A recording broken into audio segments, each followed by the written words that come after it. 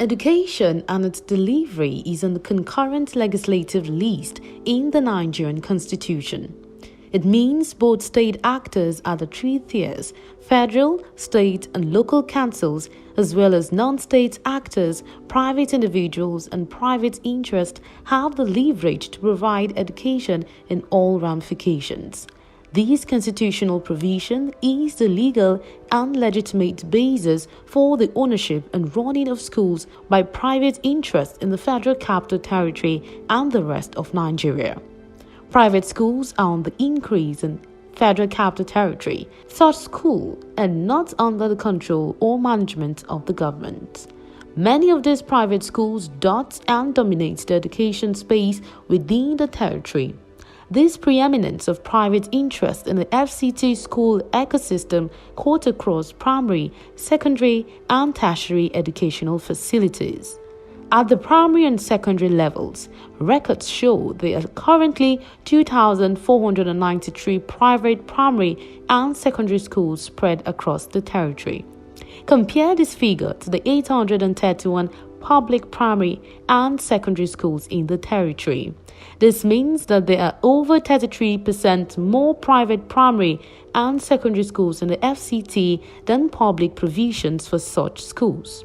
Generally, access to private schools comes with the attendant higher cost in terms of the financial outlay and other sundry commitments that spread around academic and non-academic requirements, ranging from tuition fees to accommodation, feeding, bus runs, sport, medicals, laboratory practicals, school excursions, as well as social events and other extracurricular activities. I believe that education should not be that expensive.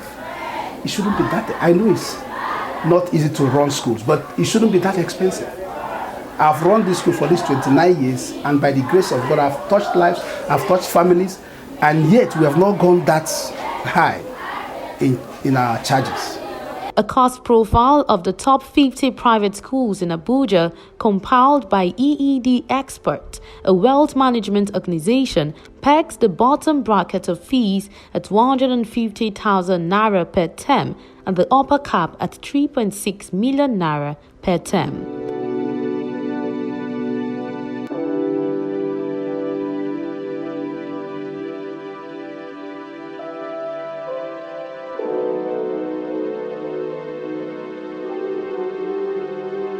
Mostly we do it termly here, but if I want to calculate for a new intake into this place, we can be as high as 150, as low as 150 for new intake, and as high as, let's say 250, depending on the classrooms.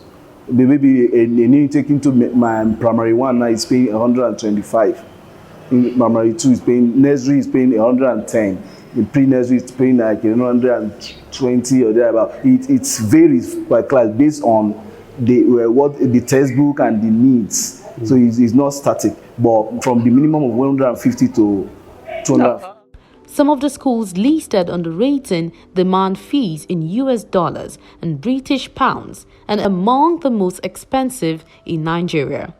School owners always expect parents to clear the bills at the beginning of the session, including debtor parent who might be owing the school for the previous year's service.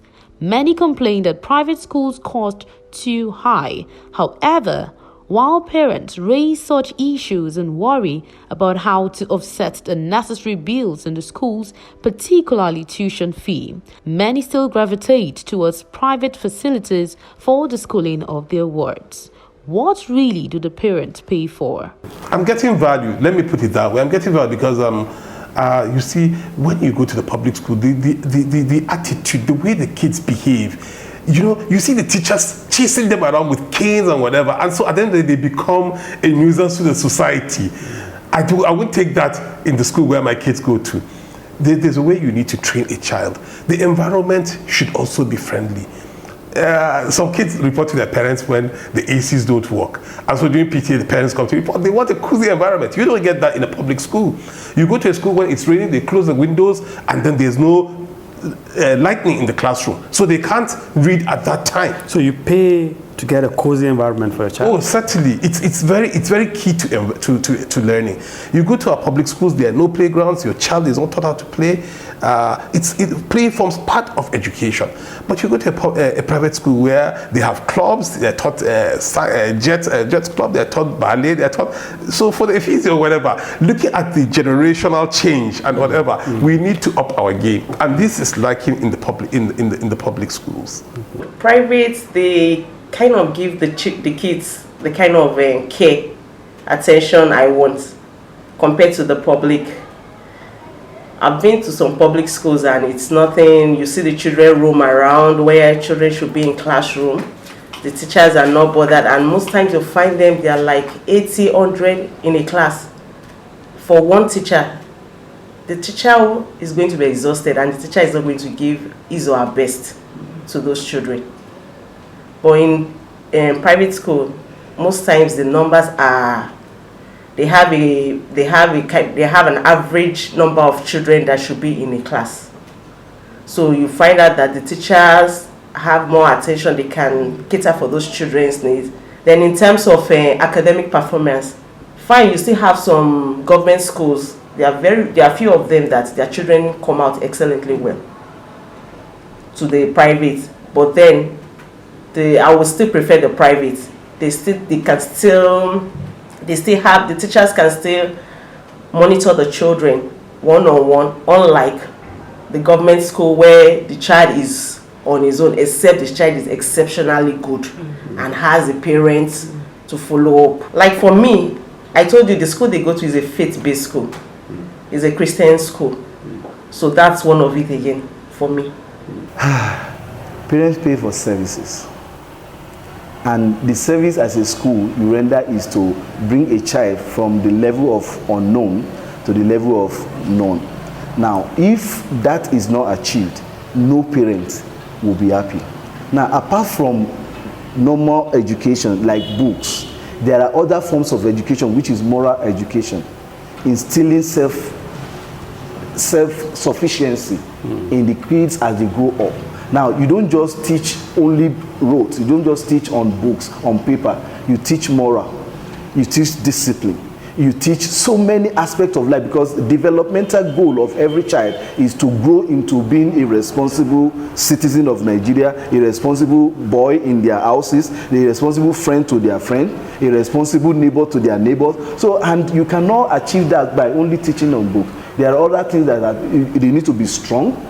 They need because that can only be achieved through physical activities. So if a school does not have all these resources to ensure that a child gets the total package of education, then I don't think parents will want to pay for that service. So the parents go to schools where they get, okay, I think my child can get at least maybe 99% of aspect of education or educational development or personal development in the school, and that's what they pay for. So parents pay for services that will build in their children ways of being a better person tomorrow in the nearest future, which is just in the next minute. A rundown of the expense list on the typical payable fees and charge of some private schools in Abuja shows that some of the varied cost items are a combination of the realistic, vague, bogus, and unreasonable.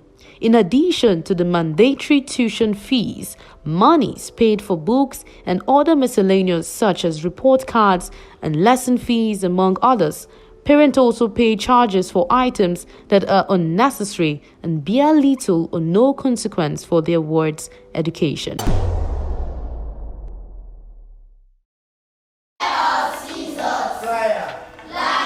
Education is the bedrock for the development of every society.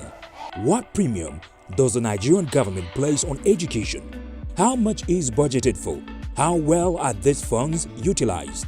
what quality of teachers, students, and graduates are learning institutions churning out?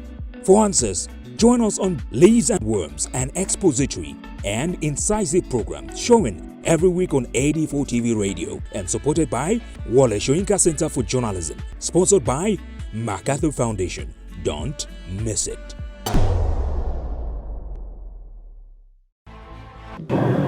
We said it's private. They are there to maximize profit. Government is not is my business. Is my business. I put a good infrastructure. I get good teachers. So yeah, it's less for me to charge what I feel is okay by me, because government is not supporting me. It is my business. So you won't tell me how I run my business. I keep saying this. If you think education is expensive, try ignorance. If you want the best, I think you should be ready to sacrifice for that. Government is not ready to up their game. The public schools you see in the past cannot be the same. The schools that the Babangidas and others went to, Bayero University, Barewa College, the government college, Kefi, where Adua went to, or is it federal government colleges? Can you take any of your child to any of the federal government colleges in this country? Government needs to up their games. Though in the federal government colleges, you get PhD holders. Interestingly, you get PhD holders. But then you wonder, there are other things, more beyond just teaching children. There are other things that make up education. On the face of it, the rationale parents point to for paying out huge sums for private schooling for the wards include assurances of security in private schools due to the current insecurity, incessant strikes in the public school system, and the much talked about infrastructural inadequacies in teaching and learning facilities. At first glance, the disposition of parents for private schools seems so well and rational. However, investigations reveal that there are more unwholesome and questionable unethical issues behind the rise to private schools than met the eye. Some parents are said to prefer the private schools because they are allegedly safe havens for examination malpractices. I know that there are some issues like that I do hear, but I've not seen. This is a city center where they sent or sent their invigilators to come and see what is going on. So if there is medical centers, I wouldn't know. But here, we make the children write their exams, and whatever they get is what they have. That is as much as I know. We don't allow such things to happen. But if there are, I have heard, but I have not seen. Many of these schools are said to be amendable to paving ways for students to obtain unmerited good results. Several of the schools that do not qualify to serve as primary and secondary schools recruit unqualified teachers who serve as willing tools for awarding higher marks for children of parents that are willing to pay, and in some instances write exams for the pampered students who graduate with so-called flying colors. Invariably, there's a sense in the view that parents fund corruption of the education system within the territory. Everything still boils down to the parents. This is what you want for your child. If you want the best for your child, you won't want to, if the child is not doing well, you could go extra mile, get teacher to guide the child if the child is not getting the needed attention in that school. So everything still boils down on the parents, because if you tell the teacher will only do what he or she is asked to do, and nobody wants to be laid off. So it still boils down on the parent, what the parent wants for the child. If you want the best for your child, you as a parent, you too, you should take time to sit down with the children when they get back from school. Get to see what they do.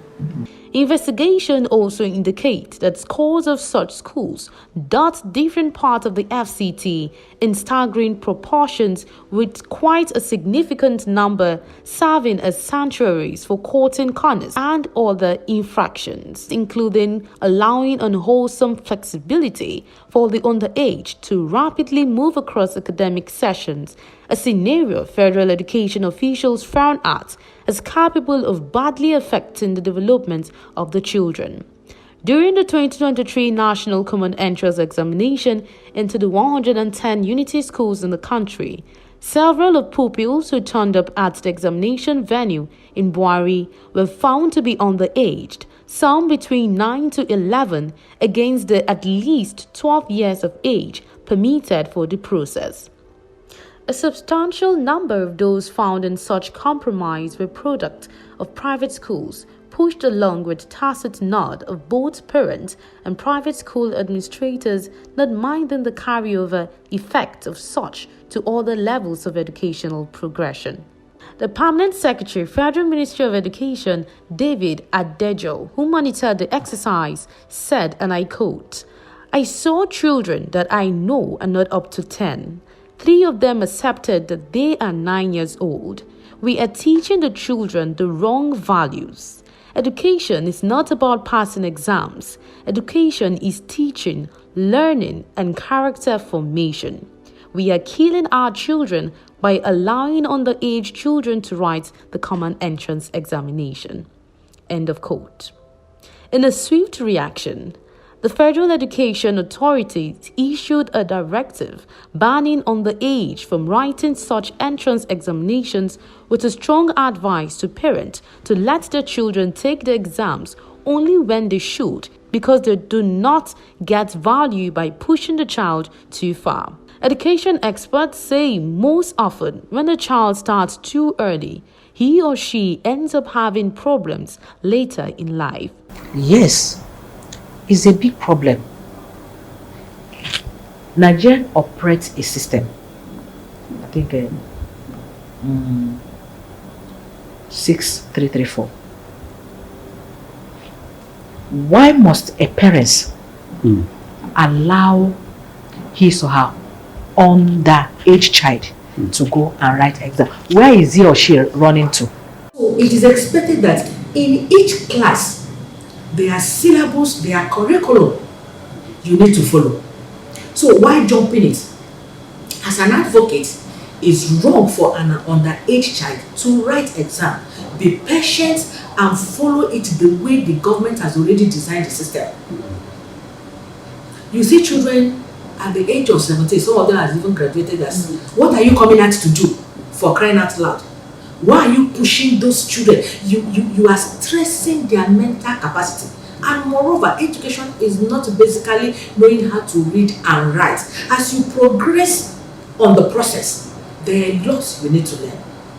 Your moral conduct, both your reading aspects and your moral conduct. So why are you pushing these children? So for us, we're against underage children writing exams. Let them follow the laid down curriculum of the government and make sure they finish school as at when stipulated. There are stages that you pass through, right from primary, after the age of 6, you already go to there. After you are already at the age of 6, you're already in primary school. Yes, another 6 years. That's another 12 years. So by the time you are 12 years, you are already running from primary 6, going to GS1. So by the time you're SS2, SS3, you're already around 17 to 18 years old. So I think these are just the criteria, and I don't think any examination body will buy it from sitting. Under the circumstance, the education authorities are considering a policy to make National Examination Council (NECO) to put in place appropriate checks to ensure that children get to appropriate age before writing examinations, particularly for moving from primary to secondary schools. The claim by owners of private schooling establishments about the quality and adequacy of infrastructure they provide to justify high charges for educational services rendered have been found suspect in some cases. That is why we are monitoring the activities of those private schools, to ensure that they meet up with the standards set by the Federal Ministry of Education. Yeah. They are monitoring team to ensure. In fact, even this week, about 2 schools are closed because they are operating under substandard condition. The private schools are in different categories. And so when you hear of a private school that is shabby, that do not hire qualified teachers, it's another category of a private school that for a certain category of people, so that at whichever level you belong to, you can choose where you want to take your child to. Yes, so in some communities in the airport of Piakasa, I visited some private schools there where they just have managed to have some little spaces that they can accommodate a few. The argument in which I think most school owners put on ground is that if you are going to get the best of education, then you have to pay for it. Now, my question personally now is, are they putting on ground that facility that they promised to deliver with? So people go abroad to go study, and I think they will pay more if they go abroad. But if that kind of education system can be brought home here and they don't have to travel that far, if they are actually delivering, the most important thing is not just to have this place now.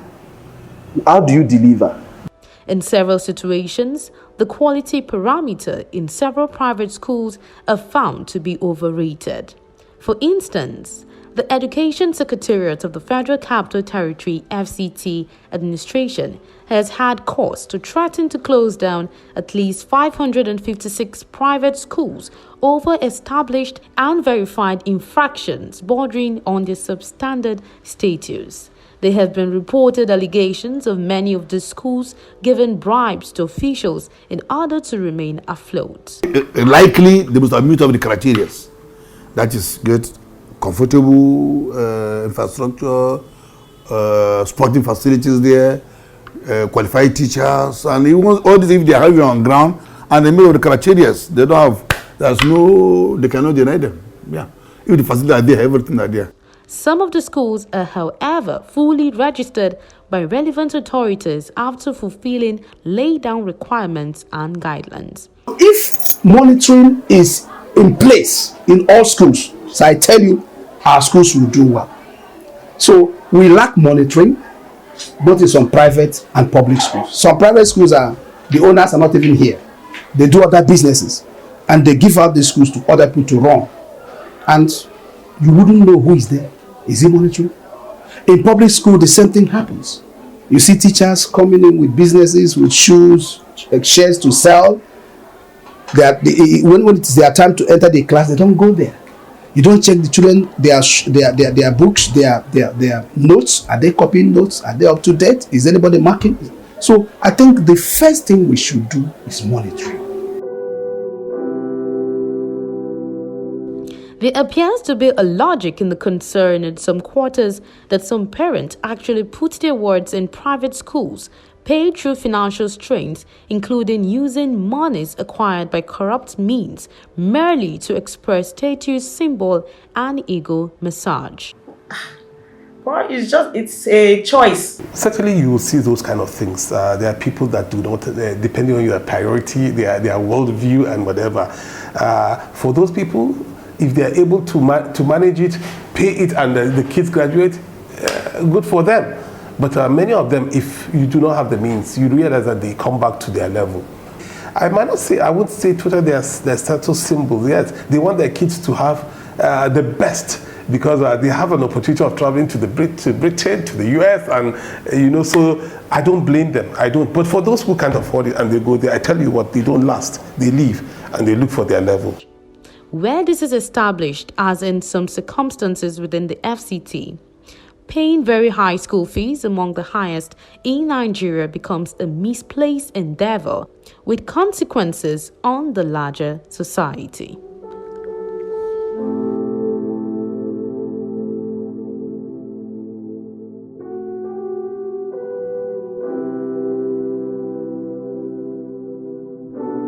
AD4 TV Radio, we focus on education with emphasis on research and innovation, science and technology, women and girl child education, children, health, youth and sports, socio-political and economic reforms, security, environment, entrepreneurship, and entertainment. We'll give you information at your fingertips.